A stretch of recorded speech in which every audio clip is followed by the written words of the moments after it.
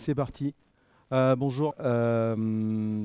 Donc déjà, merci au DevFest de m'accueillir. Merci à vous d'être là ce soir. Parle un peu de moi. Donc, je suis Technical Account Manager chez GitLab. Accessoirement, je suis patron d'une petite boîte que j'ai montée tout seul et qui fait rien pour le moment, mais j'espère un jour peut-être pouvoir gagner de l'argent avec. Je m'occupe je co-lead le GDG Cloud et IoT à Lyon, et aussi je participe au comité éditorial technique d'une conf qui s'appelle Blind Web Mix, toujours à Lyon. Vous en verrez pas trop aujourd'hui dans mes slides, mais normalement je suis plutôt addict aux emojis. J'adore le JavaScript, Golo que personne ne connaît, Kotlin, Scala. Je déteste Java et je déteste le CSS. Et ça, je vous en reparlerai plus loin. Aujourd'hui, alors j'ai beaucoup de choses à dire. Je vais essayer de tout faire tenir en 50 minutes. Puis on verra. Après, les slides sont autoportants, donc vous pourrez les reprendre. Je vais très rapidement rappeler ce que sont les web components. Qui en utilise déjà? Pas beaucoup, ça m'arrange. Comme ça, si je dis des conneries, vous n'en apercevrez pas. Je vais faire une petite intro rapide sur Lit Element, qui est quand même le sujet, Lit HTML.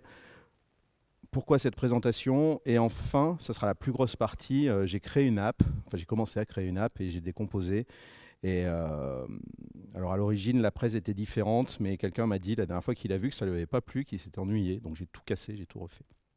Et j'espère que vous ennuierez moins que lui. Je dois le dénoncer, le gars il s'appelle Xavier, je sais pas. T'es là Xavier ce soir? Non, il n'a pas osé venir. Bon, tant pis. Donc les Web Components, c'est une API qui regroupe différentes choses pour vous permettre d'écrire vos propres tags HTML dans vos pages. Ça s'appuie sur donc l'API Custom Element, le Shadow DOM, les templates HTML. À une époque, il y avait les imports HTML qui étaient super, mais a priori, ça ne sera pas mis en œuvre. Donc globalement, si vous voulez faire des tags qui ressemblent à ça, vous pouvez déjà commencer à le faire. Dans Chrome, ça marchera sans polyfill. C'est en standard dedans. Il vous suffit d'étendre la classe HTML Element, d'avoir une méthode connected callback. La méthode render, vous pouvez l'appeler comme vous voulez. Moi, je l'ai appelé render, mais vous l'appelez dans connected callback, dans laquelle vous allez rendre votre code HTML. Et globalement, à l'extérieur, vous allez voir votre tag comme cela, et à l'intérieur, ce qui est dans l'espèce de rectangle violet, c'est votre template HTML. Petite spécificité, si vous faites un document query selector à l'intérieur de votre page HTML vers votre tag button, vous ne verrez rien. C'est dans le Shadow DOM, c'est sandboxé, vous n'y avez pas accès. Et c'est pareil pour la partie CSS. Ce qui peut poser des problèmes, on en reparlera tout à l'heure. Lit Element et Lit HTML. Ça vous permet de faire à peu près la même chose que ce que je vous ai montré juste là. Mais ça apporte quelques petites fonctionnalités en plus pour le faire de manière plus simple. De cette manière-là, en fait. La différence, c'est que vous étendez cette fois-ci Lit Element. Vous pouvez lui affecter des propriétés, on verra comment s'en servir tout à l'heure. Vous pouvez éventuellement utiliser un constructeur. Il y a une méthode render qui est une méthode standard pour Lit Element, dans lequel vous allez générer votre code HTML. Donc là, j'ai défini un tag Hello World, donc dans la page HTML, vous l'appellerez comme ça. C'est tout simple. Il n'y a pas beaucoup plus compliqué à comprendre. Globalement, une fois que vous avez compris ça, le reste, c'est quasiment que du JavaScript. Donc, vous avez juste à regarder la doc de JavaScript et à peine la doc de Lit Element. Pardon. Il y a un Français qui bosse en Hollande pour ING, si je ne dis pas de bêtises, qui m'a dit de bien préciser, il s'appelle Julien Legrand, que Lit Element, ce n'est pas un framework, c'est une librairie. Donc, tenez-vous pour dit. Alors moi, je me trompe souvent et je parle de framework et je me fais engueuler, mais bon, c'est pour la petite histoire. Lit HTML, on pourrait le considérer, c'est fait par l'équipe Polymer, on pourrait considérer que c'est peut-être le descendant, enfin le futur de Polymer, en plus simple. Lit HTML, alors, non, c'était Lit Element, excusez-moi. Lit HTML, c'est un helper qui permet de faire le return HTML ici. Je me suis mélangé les pinceaux, pardon, désolé.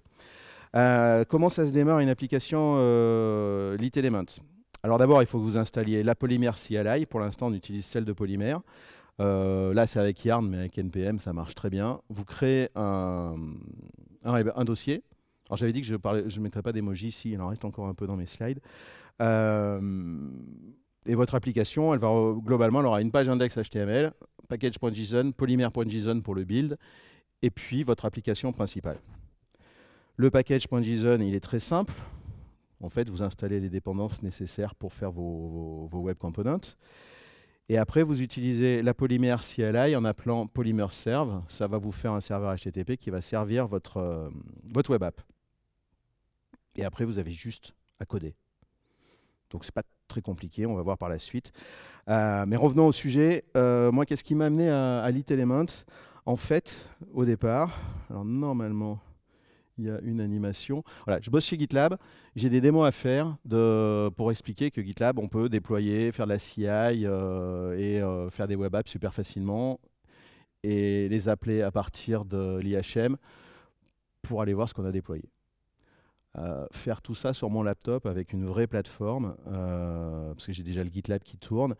Mon laptop tient pas la charge, en fait, au bout d'un moment. J'avais 8 VM pour ma démo, des fois ça plantait en cours de route. Donc j'ai développé mon propre microface, que j'ai appelé Funky, parce que j'avais aucune imagination.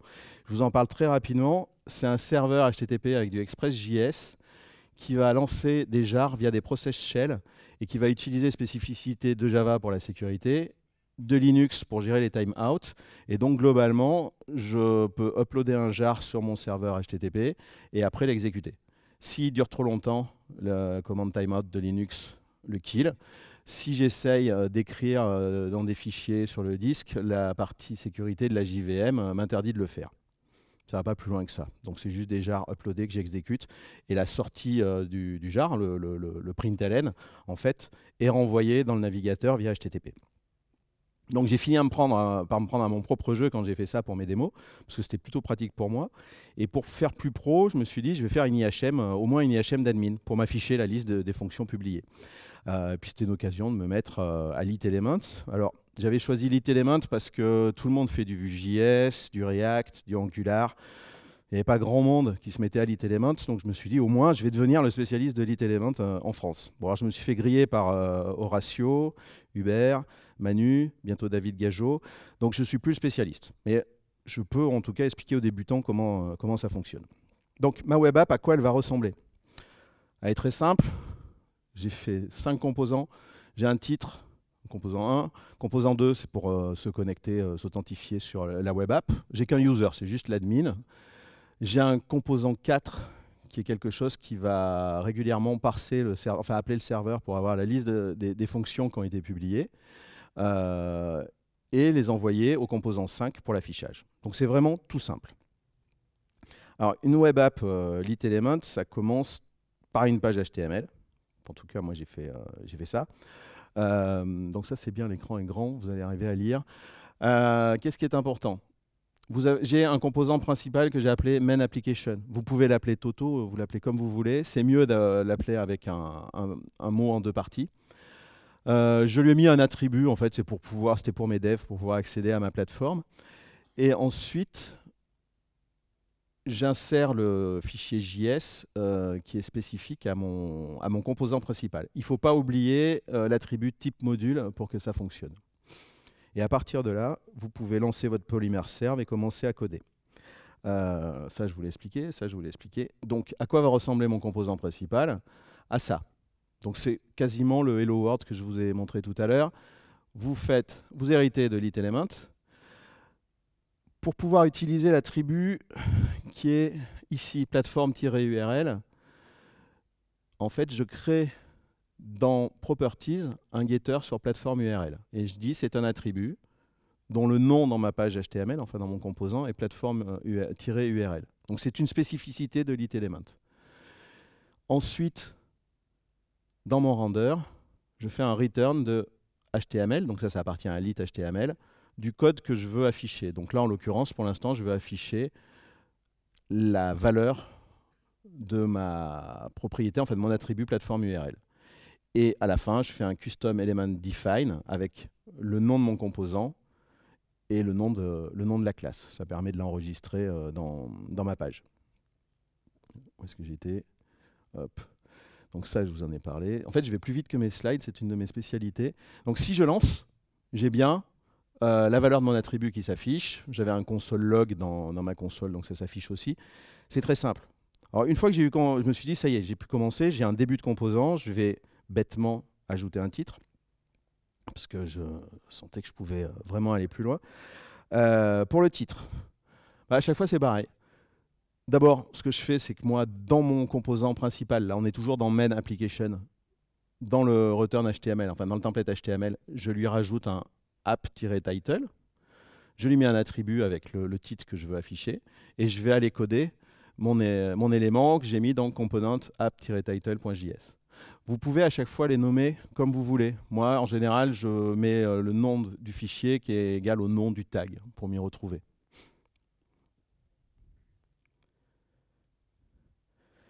Donc là, je suis dans mon composant titre. Donc vous voyez qu'à ce niveau-là, j'utilise aussi properties avec title pour pouvoir récupérer la valeur. Et dans mon contenu, je fais dans un H1, je fais un distitle pour pouvoir l'afficher. Et là, magique, ça marche. L'emoji, c'était juste parce que ce jour-là, j'étais super content d'y être arrivé du premier coup.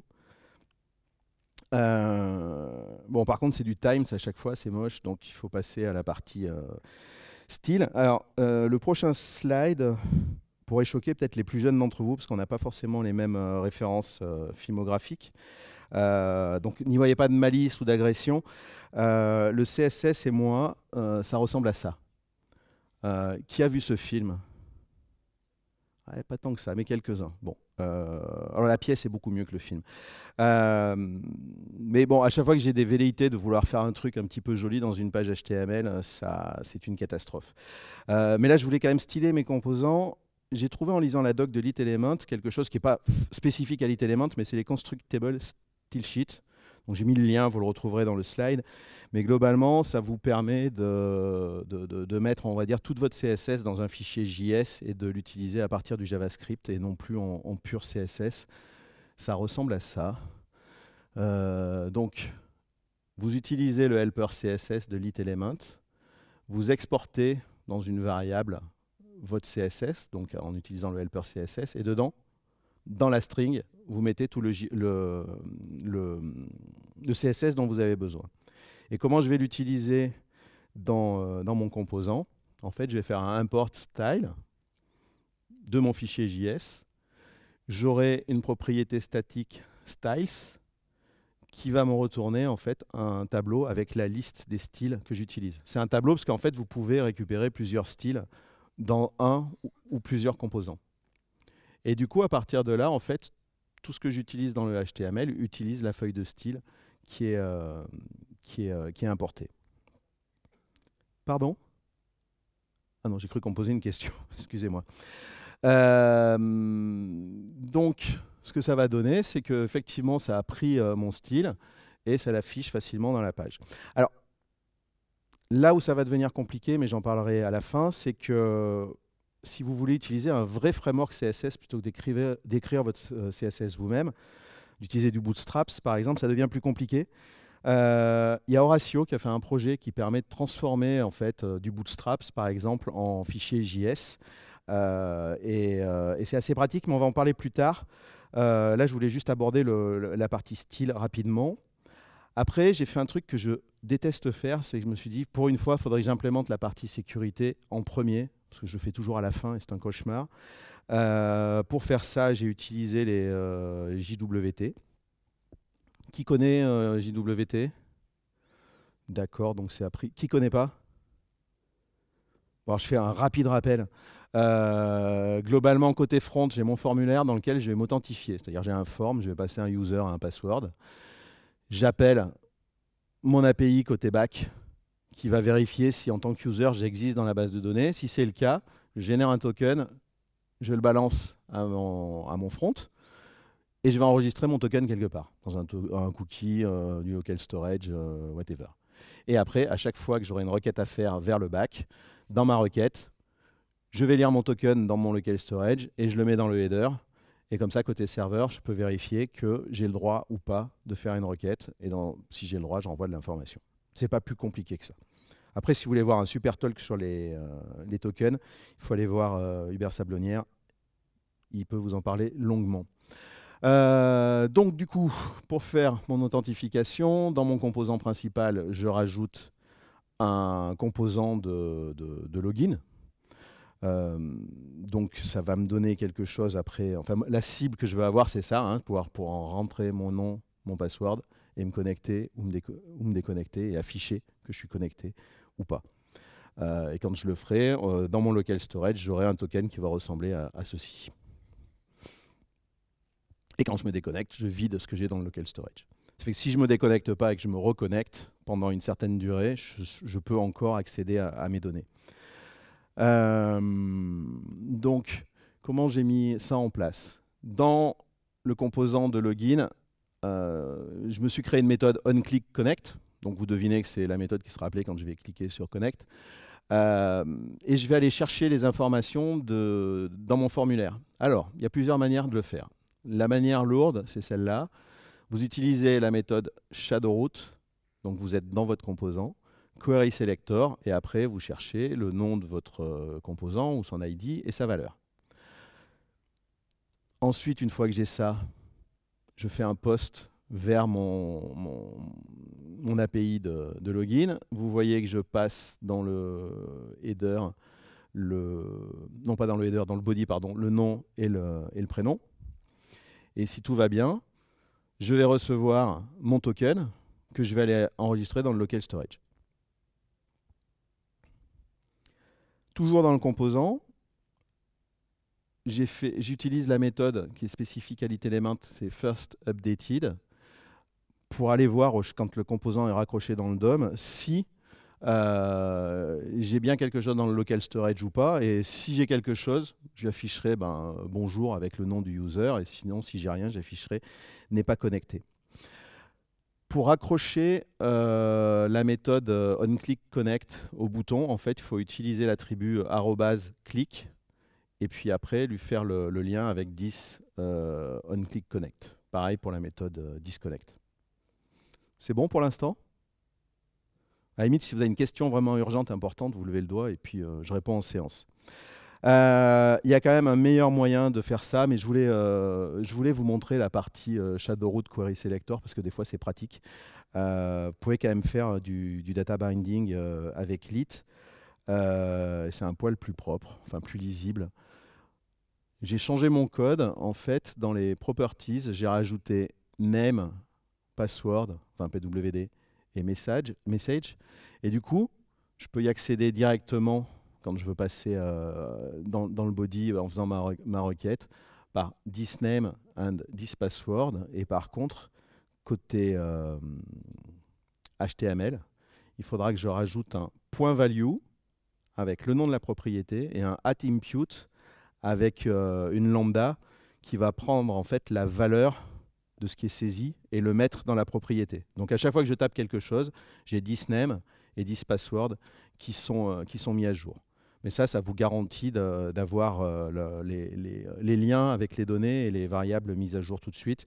Et on va dire que c'est plus concis comme notation. Ensuite, j'ai voulu faire discuter mes composants. C'est-à-dire pouvoir dire que quand, par exemple, je me connecte, ça envoie l'information à un autre composant qui affiche Bob est connecté. Alors pour faire ça, il y a différentes méthodes. J'en présente une seule. C'est a priori celle qui est la plus utilisée. Donc, dans le composant main application, j'importe un nouveau composant que j'appelle notification message. Je le mets dans mon HTML. Et ensuite, je vais aller le coder. Donc ce composant notification message, quand je le mets, alors il a une propriété message qui me servira à afficher message en bas dans le HTML. Et dans son constructeur, je lui ajoute un listener qui écoute sur le message connected. Donc à chaque fois que lui, il entendra connected, il ira mettre à jour le message dans l'affichage. Et comme this message, c'est une property, le rafraîchissement se fait automatiquement. Si vous n'utilisez pas les properties, en fait, vous serez obligé de forcer le rafraîchissement. Du coup, dans mon formulaire de login, au moment où je clique, quand je reçois mon information comme quoi je suis connecté, je crée ce qu'on appelle un custom event. Donc ça, ce n'est pas spécifique à l'itelement, c'est du pur JavaScript. Je lui mets comme nom connected, donc c'est ce qui va faire réagir mon composant précédent. Dans detail, je lui mets le message que je dois passer. Et ensuite, je veux pouvoir appeler la méthode dispatchEvent de mon composant notification message. Mais par contre, je suis au même niveau, le login form et celui-là sont au même niveau. Ça veut dire qu'il faut que je sorte de mon composant, que j'aille utiliser mon composant principal. Du coup, ça m'oblige à faire un truc un peu long à lire. C'est getRouteNode.host. Donc le point host, c'est le composant principal. .shadowroot, .querySelector. Récupérer mon élément et utiliser sa méthode dispatchEvent. Alors une fois que c'est écrit, vous pouvez le réutiliser, faire du copier-coller, c'est bien, mais c'est un petit peu long à faire. Mais ça fonctionne. Donc à chaque fois que je vais me connecter, j'aurai Bob is connected. Dans ma console, on voit que les affaires les données sont mises à jour. Mais on verra plus loin comment faire un petit peu plus propre. Souvent dans une web app, on a besoin d'un routeur. Alors, il se trouve que l'itelement n'en fournit pas de base, mais qu'il y a un projet Polymer de chez Polymer qui s'appelle PWA Helpers et qui fournit un routeur. Donc, c'est celui que j'ai utilisé pour continuer mon application. Donc, qu'est-ce que je veux faire? C'est j'ai un composant de menu et à chaque fois que je vais cliquer sur un des items de menu, je voudrais que ça me change le contenu du composant central. Donc, j'ai 3 autres composants, About, Welcome et ma liste de fonctions. Donc ces composants-là, ils sont faciles à coder. Tout composant l'itelement se ressemble. Donc j'ai le premier qui est Welcome Home, About Funky. J'affiche pas grand-chose, c'était juste pour vous montrer les différences. Et puis j'ai l'autre qui sera plus compliqué, qui est la liste des fonctions. Donc pour l'instant, je l'ai mis en work in progress. Et on va aller voir comment faire la suite. Pour pouvoir utiliser mon routeur, il faut d'abord que je fasse un menu. Donc j'ai créé un composant, je l'ai appelé function menu. Et je lui fais afficher des liens qui vont déclencher en fait les événements du routeur.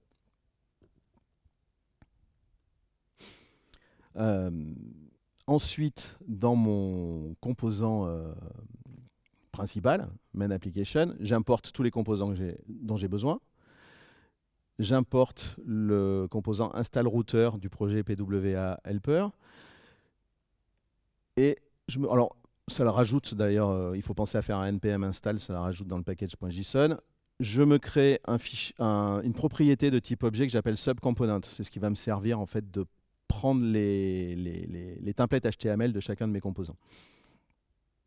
Donc toujours dans ce composant-là, dans le first updated, donc qui ne s'exécute qu'une seule fois quand il est raccroché au DOM, j'utilise install router qui prend comme paramètre location. Donc location, en fait, c'est le lien que vous avez dans l'URL de votre navigateur. Et si à chaque fois que je change d'URL, je lui dis si j'ai display/welcome, mon subcomponent, donc c'était la propriété tout à l'heure, elle prendra le template HTML du composant welcome home. Et pareil pour display function et pour display about. Donc à chaque fois que je vais cliquer, ça changera le contenu central de mon application. Je rajoute dans le template HTML de mon composant principal le menu, function menu, et le dis.subcomponent qui lui est amené à changer régulièrement. Donc, quand je vais cliquer sur function list, j'aurai work in progress. Quand je vais cliquer sur about, ça va disparaître, j'aurai le composant about, et pareil pour welcome. Donc, pour afficher la liste des fonctions, c'est-à-dire afficher la liste des fonctions que j'ai uploadées sur ma plateforme, j'ai besoin, dans le composant de liste de fonctions, de créer une propriété que j'ai appelée functions de type tableau. Dans mon constructeur, j'ai initialisé ma liste, enfin mon tableau, avec un enregistrement, on va dire un record vide. Et pour afficher l'ensemble des éléments, en fait, il suffit que dans le return HTML, je fasse un thisfunction.map et dedans, je lui insère tous les éléments qui m'intéressent. C'est-à-dire que je parse mon tableau, j'ai besoin juste d'afficher le function name et le config description. Et en fait, en faisant le map à partir du tableau initial, je crée un nouveau tableau qui sera affiché directement dans le body du table. Et ça sera fait de manière automatique en termes de refresh parce que c'est dans une propriété. Vous utilisez tous map sur les tableaux JavaScript? Ouais. Si à un moment donné, il y a quelque chose qui vous semble obscur, vous me le dites. Hein. Donc le map et HTML, j'en ai parlé. Alors par contre, il va falloir que mon template, ma liste de fonctions, je le mette à jour. Donc pour ça, j'ai créé un composant, alors, on va dire de type timer. Il pourrait être invisible. Moi, j'ai voulu qu'il s'affiche quand même. Et il a deux états qui sont stop ou started. C'est-à-dire que quand je vais cliquer sur welcome, mon composant qui va poller mon instance, mon serveur sera arrêté. Quand je clique sur function list, il sera redémarré. C'est pour éviter qu'il travaille pour rien en fait. Donc je crée un nouveau composant avec 3 nouvelles propriétés. Le statut, donc ça sera le stop ou démarrer. Le timer, qui est un timer JavaScript. J'ai toujours mon attribut plateforme URL parce que j'en aurai besoin pour aller interroger mon serveur pour reconnaître la liste des questions. Et je retourne juste un petit emoji avec le statut pour afficher si je suis connecté ou pas. J'ajoute une fonction qui me permet de récupérer la liste. Alors, en premier, ce que je vais faire, c'est que je vais aller récupérer dans le local storage mon token. Comme ça, je pourrais l'envoyer à mon fetch, à ma plateforme, pour dire voilà, j'ai besoin de la liste des fonctions et je suis authentifié. Et s'il n'y a rien dans le token, là, je recevrai un message d'erreur. Donc, à ce composant timer, je lui rajoute une méthode start. Donc, je changerai à l'affichage, je vais dire diststatus égale started. Je récupère ma liste de fonctions.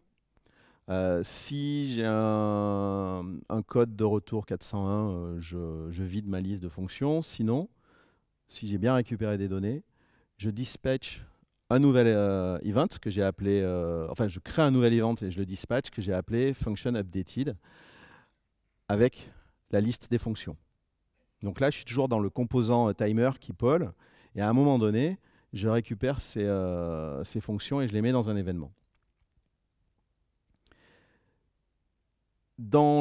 Toujours dans la même méthode, ma propriété distimer, en fait, je dis que c'est un timer JavaScript avec la méthode JavaScript setIntervalle.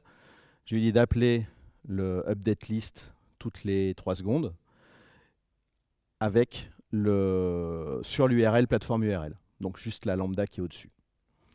Et le stop, c'est juste pour afficher stop et en même temps dire au timer tu t'arrêtes. Enfin, c'est tuer le timer en fait. Et c'est toujours du pur JavaScript.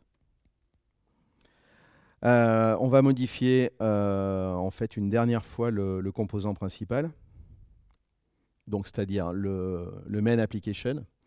Alors, ce que j'ai fait pour me simplifier la vie, vous avez vu tout à l'heure, j'avais des espèces de queries à rallonge pour me balader dans le DOM et puis revenir au-dessus dans la page pour pouvoir attaquer le composant principal. Cette fois-ci, je me suis créé des getters, query timer pour récupérer en fait mon composant timer, un autre pour récupérer mon composant d'affichage de liste. Et après, alors je ne sais pas si vous voyez tous parce que c'est en bas, dans le constructeur, je demande à l'application principale d'écouter les events qui s'appellent function updated. Et si ce message-là arrive, donc il est créé par le timer, je vais appeler la méthode onMessage que j'ai créée plus loin. Donc la méthode onMessage, elle est très simple en fait. Si je reçois ce type de message, alors j'appelle functionList et je mets à jour la propriété function avec le contenu du message. Ça me permet d'avoir des composants qui discutent entre eux, sauf que là, en fait, c'est le composant principal qui va servir de passe-plat aux autres composants. Et ça permet de simplifier les choses. Dans mon composant principal, à côté de la fonction du composant de menu, mais ça pourrait être ailleurs, je rajoute mon timer, tout simplement. Du coup, j'arrive sur ma page, on voit que je suis déjà authentifié. Si je clique sur Function List, au bout de 3 secondes, en fait, j'aurai la liste de mes fonctions. Et si je supprime côté serveur des fonctions ou si j'en rajoute, la liste se mettra à jour automatiquement. Donc je suis content, j'ai la première itération de mon application qui fonctionne. Je suis arrivé à ce que je voulais. Maintenant, je voudrais mettre ça en production. Alors, pour faire ça, avant, il va falloir builder le HTML. Donc en fait, ça va tout mettre ensemble. Et ça va vous donner un ensemble de fichiers qui seront utilisables avec un autre serveur HTTP par exemple. Vous n'aurez plus besoin de la polymère CLI. Pour cela, il faut que vous créez un fichier polymer.json et que vous lui expliquiez en fait, en gros, ce dont vous avez besoin pour builder votre application. Donc moi, j'ai besoin d'un point d'entrée qui est ma page HTML. Je lui expose mes dépendances. Donc globalement, c'est tout ce qui concerne les web components. Donc en fait, il va vous coller les polyfills dont il a besoin. Je lui donne un nom. Donc je l'ai appelé ES6-bundle. Je lui dis que tout navigateur capable de connaître la norme ES 2015, ça me suffit. Je peux lui demander de minifier différentes choses. Puis après, si vous avez des besoins plus compliqués, rajouter des CSS. Alors moi, c'est tout du JS, donc j'en ai pas besoin. Mais vous pouvez rajouter du CSS, des fontes, des choses comme ça marche très bien. Et vous faites un polymer build. Et ensuite, ça va vous générer dans votre projet un répertoire build.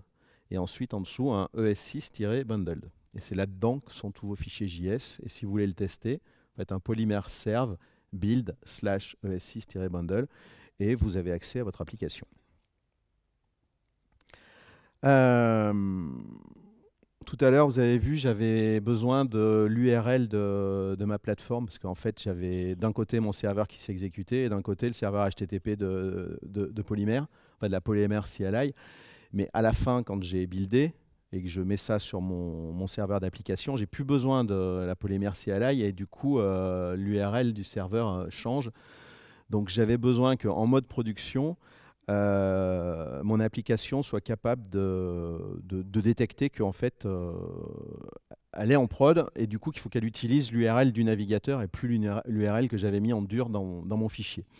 J'ai fait alors, je ne sais pas si c'est la façon la plus propre. Je suis en train de discuter justement avec Horacio et Hubert là-dessus.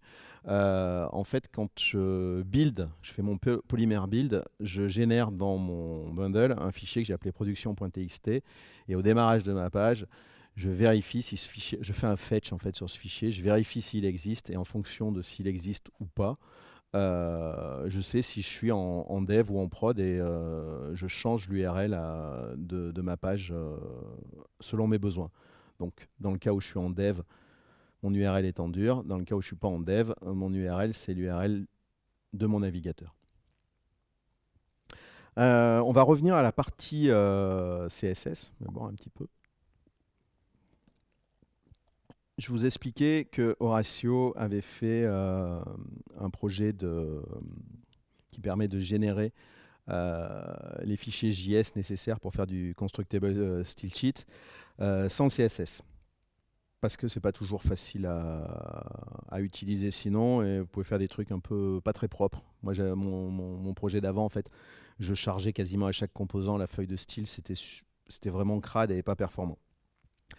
Donc Horacio m'en a fait un pour un framework CSS qui est sympa, qui s'appelle Bulma, et que j'ai tendance à utiliser. Je lui ai fait une merge request dessus parce que j'étais pas tout à fait d'accord avec 2-3 trucs, mais j'ai utilisé par contre ce qu'il m'avait généré pour styler mon projet. Du coup, ça m'a permis d'avoir... Alors j'ai fait quelques petites modifications au fichier qui m'a généré, mais le fichier qui m'a généré, c'est celui-là, là, sur la gauche.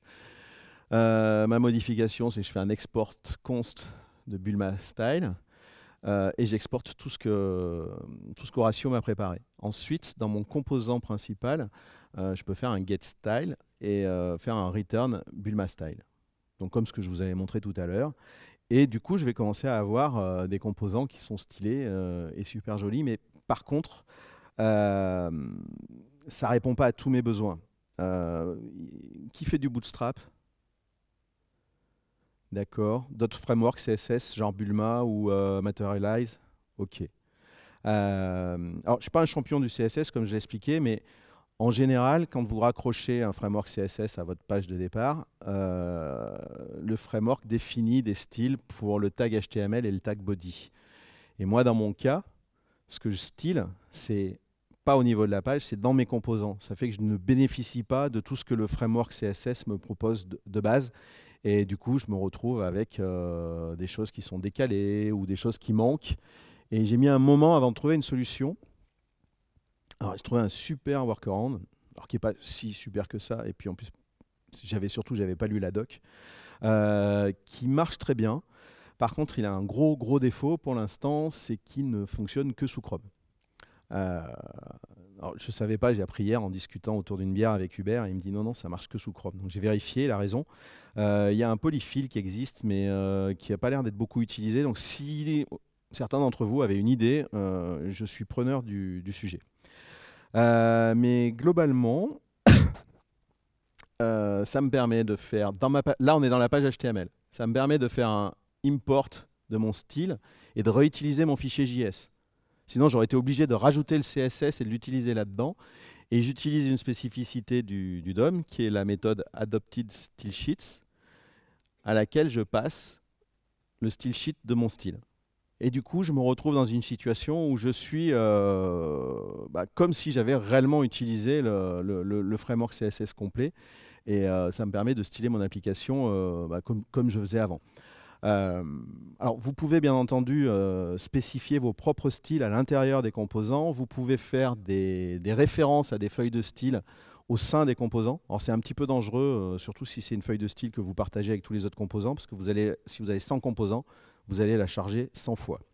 Et donc les slides seront à dispo. Si vous avez des questions, normalement, c'est dans le slide, je vérifie. Vous avez mon handle Twitter.